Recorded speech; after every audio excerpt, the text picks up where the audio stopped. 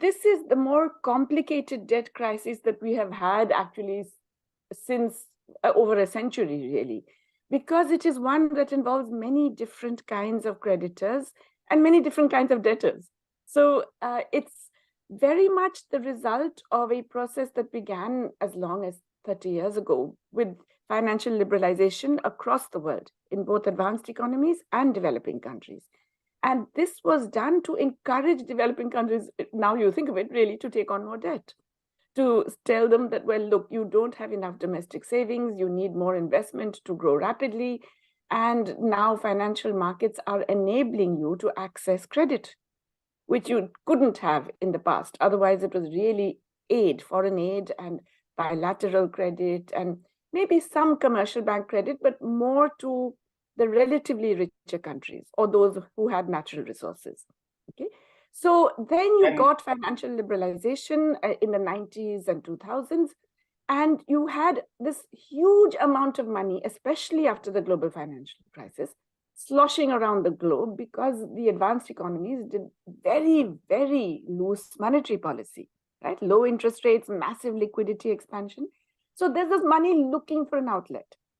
And so they start lending to emerging markets, as they're called, emerging because they were not earlier able to access these capital markets. And then later, frontier markets, which are the ones that were completely not able to access. So all of them were enabled and encouraged to take on more debt. And of course, you know that when these countries take on debt, at the slightest hint of any problem, it could be domestic, it could be international, it could be interest rates in the north, capital tends to move out. And that's really what's happening. So, you know, developing countries have had this tendency for, if you like, debt cycles and crises now for a century. But the latest one, this phase, is really very much that developing countries have been, if you like, the collateral damage of macroeconomic policies of the North. So after the global financial crisis, you had a massive increase in liquidity. So from very high debt levels, you got even higher debt levels across the world, within the US, within Europe, but also across all countries. And as I mentioned, there was this money looking for outlets. So riskier areas are seen as more profitable because you can actually get returns, higher returns. You can demand higher interest rates because it's risky. And of course, interest rates were low and almost negative. So it was costless in that sense. And for developing countries, accessing this credit was also seen as costless because it was often lower than the rate of inflation in their own countries, right? So IMF, Davos, everybody encourages them to take on this debt. Now what happens first? You have the pandemic.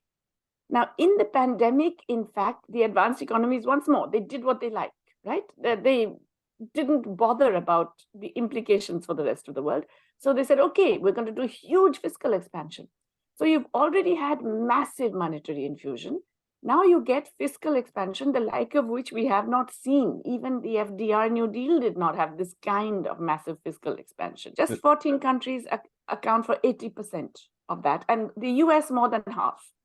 So you can imagine how the low and middle income countries actually spent less than they had spent after the global financial crisis. And the low income countries, I mean, the fiscal expansion was pathetic, tiny, because many of them had to repay their debt, so they couldn't. And everybody was worried about capital flight if you run large fiscal deficits. So they still faced fiscal constraints. The rich countries didn't. So one is that they had a slower recovery and less recovery from the pandemic. In fact, many economies still haven't recovered. In India, employment levels are still below what they were before the pandemic. So there was lower recovery.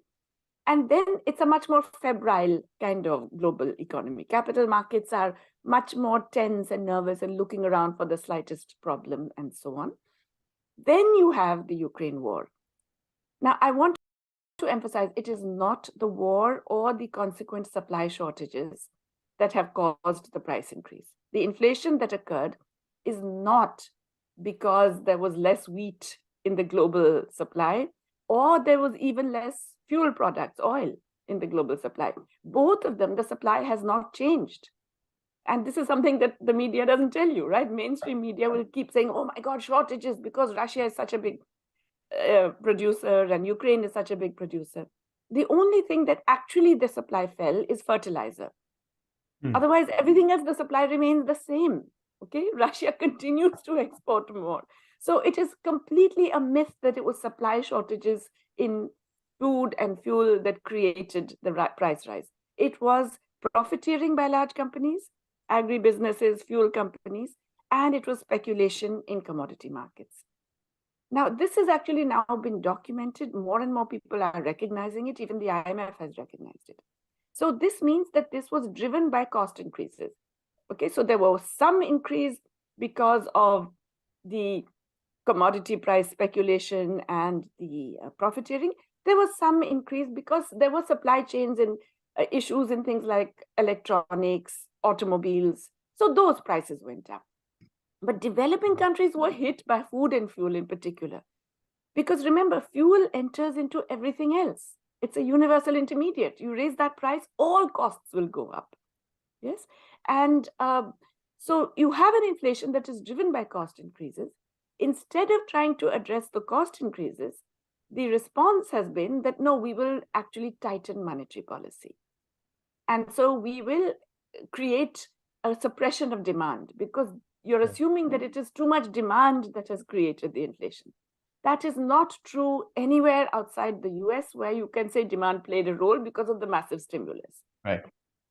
Everywhere else, it's not true. Nonetheless, the standard policy response has been to raise interest rates. So once again, collateral damage. 5 percentage point increase in interest rates in 9 months. That's unprecedented. So it's true, and interest rates are too low, but you don't increase at that rate dramatically. So global capital comes back to safety to the US and Europe. And it means that developing countries that were getting some credit now suddenly don't have access to that credit. At the same time, they have to pay more for imports. At the same time, their own exports are having difficulty.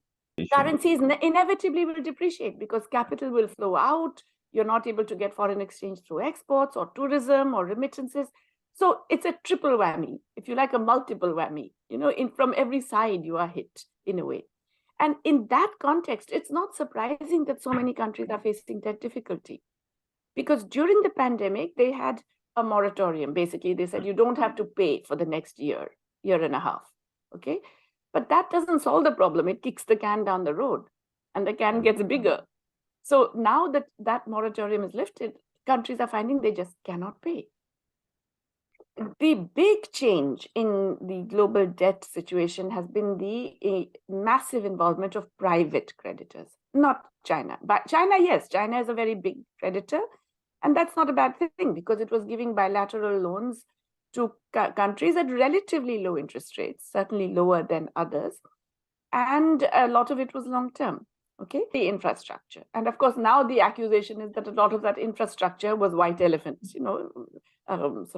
what are they called? Projects, the vanity projects and so on. Right. In Sri Lanka, certainly there were some of those, but there were also other infrastructure for sure. But China, even in Sri Lanka, is about 10-11% of the total debt. Okay, it's one of the larger bilateral creditors, but 40% of the debt is private bondholders. It's bond markets that are really the problem.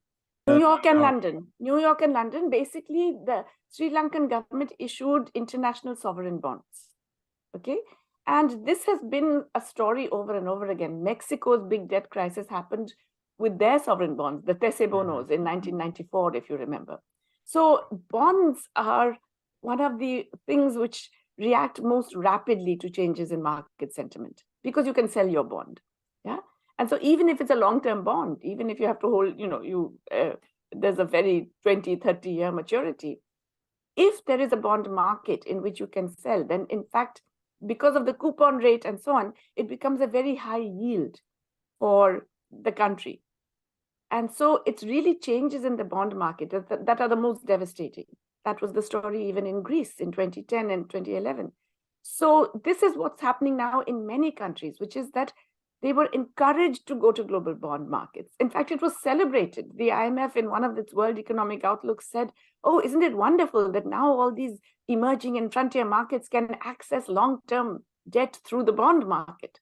So this was done. And now about 40% in Sri Lanka's case, 30% in Ghana's case, half in many other countries' cases is these bondholders.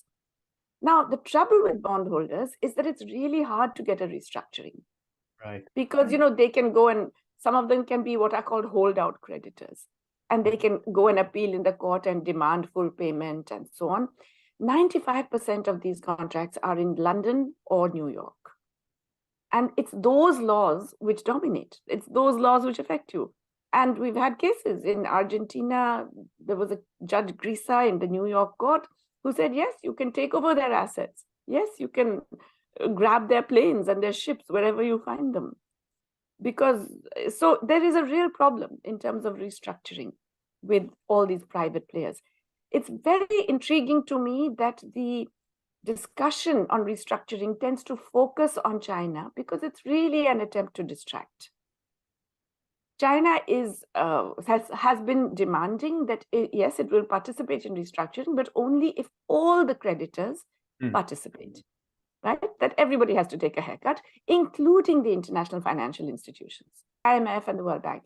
Now, they have always maintained that, no, they will never participate. They will never take a haircut because that will affect their credit rating.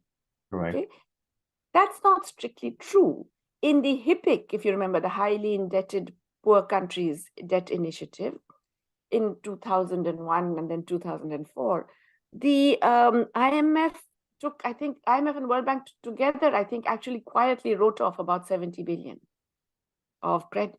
That's a lot, even in those days. Unnoticed, and it did not affect their credit rating at all.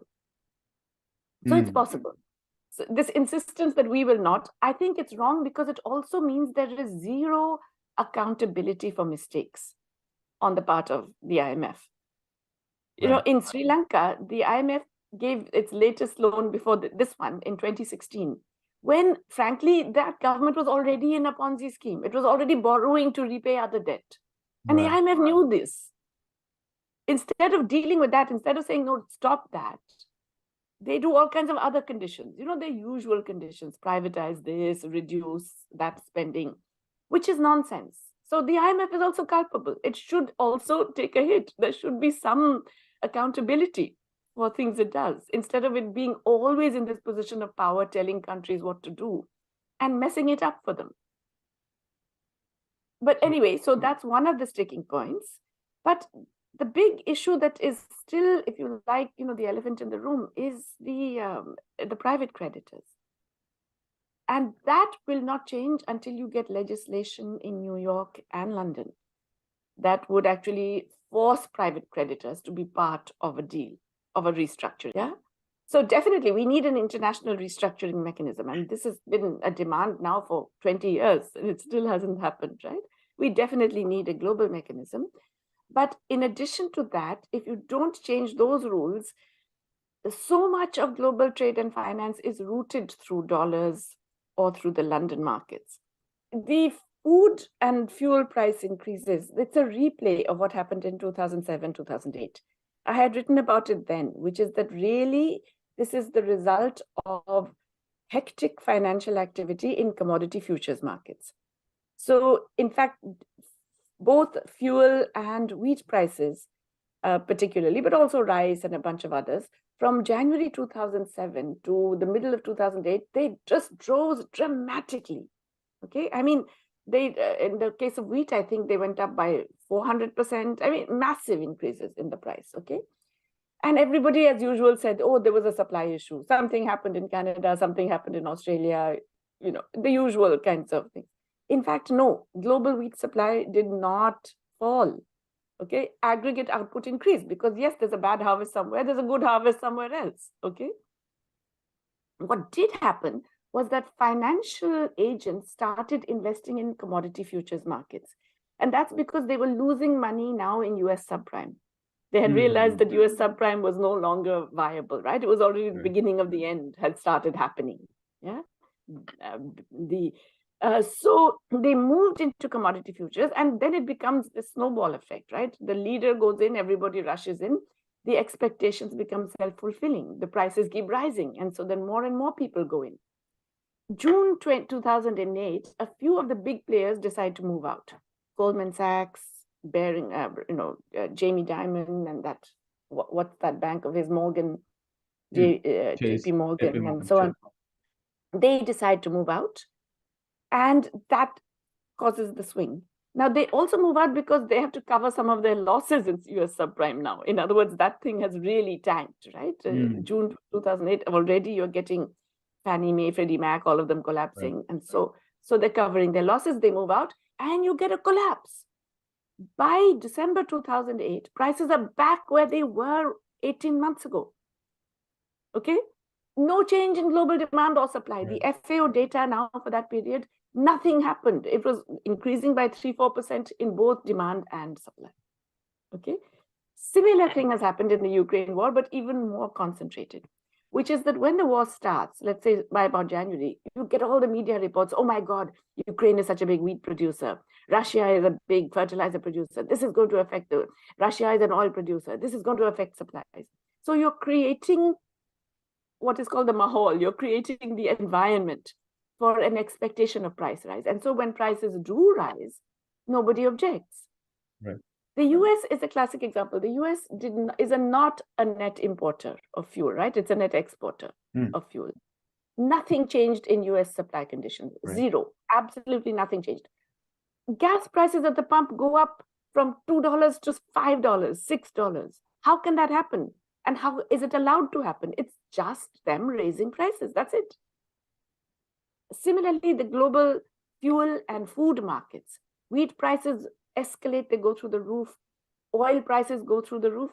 Actually, supplies haven't changed. Russia's still supplying. In fact, it's still supplying the same European countries. It's just routing it through India. Okay? Supplies don't go down. Wheat, a little bit is affected in Ukraine, but there are bigger harvests in other parts of the world. So global supply, again, hasn't changed for wheat. Yet, because you've created that, so the investors in commodity futures are able to invest and make quick profits on this anticipation of price rise. And this includes all these financial companies, hedge funds, pension funds, everybody's investing. In fact, all the long contracts, there was one study done for the Paris Wheat Exchange, 72% of it was done by financial players. Now, why should financial companies buy wheat?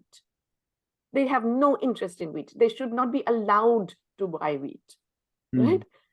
The purpose of the regulation, the Dodd-Frank bill, was to prevent all that, but they made the rules so porous. And then the lobbyists got in and changed it so much that it continues.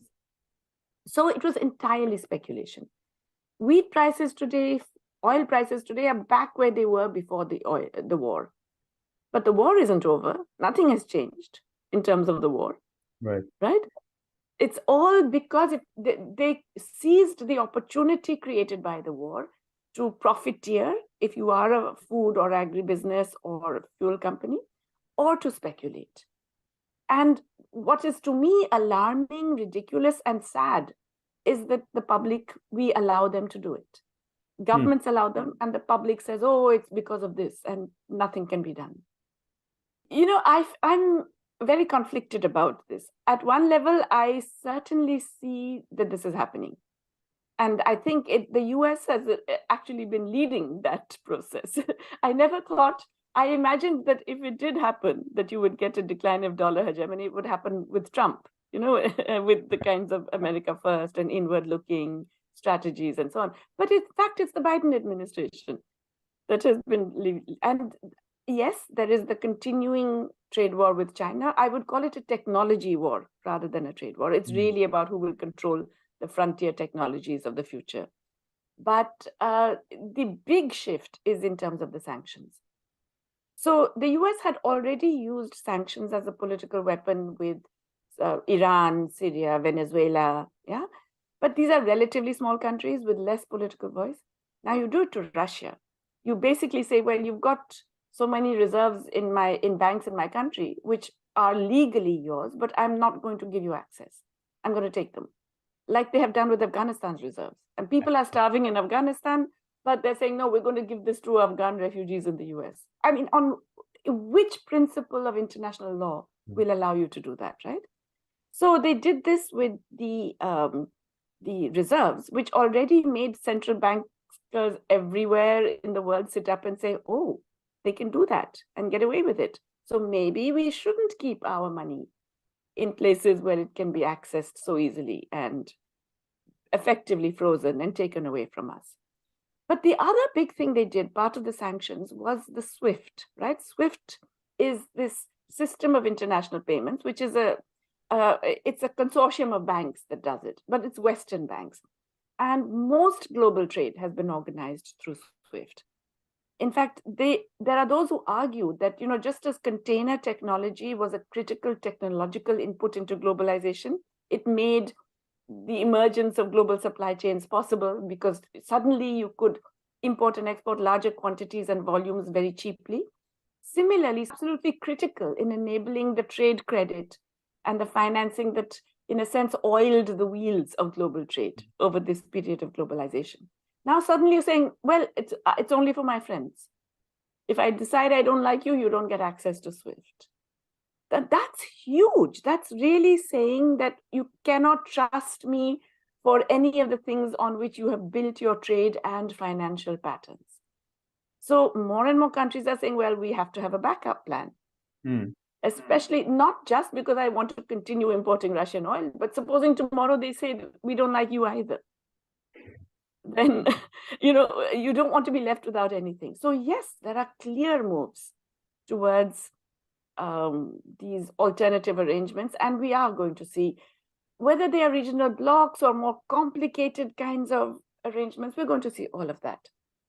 Now, having said that, and seeing that this is the writing on the wall, and in a sense, the decline of US hegemony is not a bad thing because it hasn't been all that wonderful for much of the world. But the trouble is really the failure of multilateral institutions, because we do need multilateral institutions. Our problems are international more than ever before, right? We saw it in the pandemic, which unfortunately was not dealt with in a properly international way.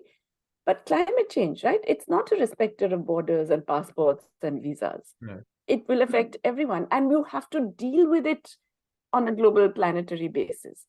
So it's really to just completely revamp these institutions, because you have to. These are not working right now for the kinds of challenges we face. And the trouble is that these challenges are not going to go away. They will only get worse. So we do need to come together to cooperate with a different set of rules and a different priority and manner of functioning of these institutions. Now, you can say it's a pipe dream that is not going to happen given geopolitical tensions, given the nature of power and all of that. But if it doesn't happen, frankly, we're all doomed. So we got to hope that it happens somehow or the other. I do believe that mainstream economics has been very much in the service of power. Okay, economics is about politics. It's about distribution. It is about how you organize production. All of these intimately related to power. And so it is unfortunate but true that mainstream economics has very much, and especially the neoliberal period, has very much followed the requirements and dictates of those who control power. That is why, in fact, it has been such a strict gatekeeper of alternative thinking. It really, the mainstream discipline it's absolutely killing to those who have alternative things. They will not get published in the so-called top journals. They will not get promoted or even get tenure in universities. They will not be allowed to teach the most basic economics courses. So there is a real tendency to keep economics into the straight and narrow, because it's seen as politically important. On the other hand, it's therefore further and further away from reality. Okay, and therefore you have a huge emergence of those who need to actually understand the economy. There's been an argument that, let's say, the American synthesis, the neoclassical synthesis, as it was called, kind of undermined the more progressive elements of Keynesianism, or even the more interesting creative elements, that recognized that financial markets are simply not rational, that, all kinds of other things play a role. But yes, there has been a systematic tendency to purge economics of all of this content, and that's been the case more and more. It's when you think of the people in the 50s and 60s who were writing, development economists who were very middle of the road, who were certainly not themselves leftist at all, they seem absolutely revolutionary today simply because the entire discipline has moved so far to the other extreme. Neoliberalism is not about free markets. It's about markets serving large capital and states serving large capital. Yeah, but it's disguised as being about free markets. And therefore, it is presented in that way. And that has got even stronger the more it becomes evident that it is absolutely not just irrelevant, but counterproductive. Surrounded by people who know. Most of them don't know. Most of them don't even know that inflation is not the result of, rising wages or too much demand. Most of them don't know even that the US was obscene in terms of the whole attitude to COVID-19 vaccines. Correct. That it gave money to companies and then allowed them to profit even off US taxpayers. So they gave money 3 times over. First for the subsidy for the vaccine development, then to buy the vaccines, then to buy the boosters, which at double the price. These are taxpayers' money. And then they prevented them from providing them to the rest of the world. So most of them don't even know this.